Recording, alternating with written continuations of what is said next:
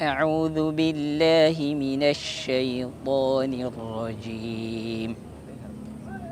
أومن كان ميتا فأحييناه وجعلنا له نورا يمشي به في الناس كمن مثله في الظلمات ليس بخارج منها كذلك زين للكافرين ما كانوا يعملون.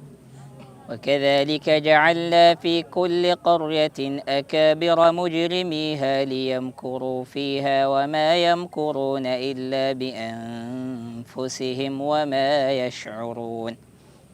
وإذا جاءتهم آية قالوا لن نؤمن حتى نؤتى مثل ما أوتي رسل الله الله أعلم حيث يجعل رسالاته سيصيب الذين أجرموا صغار عند الله وعذاب شديد بما كانوا يمكرون. فمن يرد الله أن يهديه يشرح صدره للإسلام ومن يرد أن يضله يجعل صدره ضيقا حرجا كأنما يصعد في السماء كذلك يجعل الله الرجس على الذين لا يؤمنون. وهذا صراط ربك مستقيما قد فصلنا الآيات لقوم يذكرون لهم دار السلام عند ربهم وهو وليهم بما كانوا يعملون.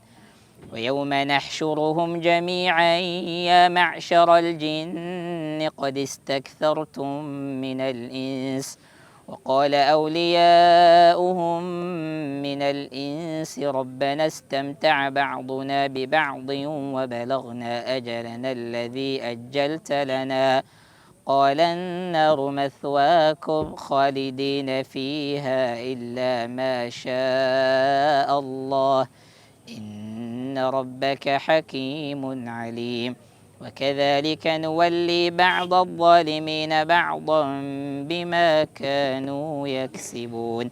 يا معشر الجن والإنس ألم ياتكم رسل منكم يقصون عليكم آياتي وينذرونكم لقاء يومكم هذا قالوا شهدنا على أنفسنا وغرتهم الحياة الدنيا وشهدوا على أنفسهم أنهم كانوا كافرين. صدق الله.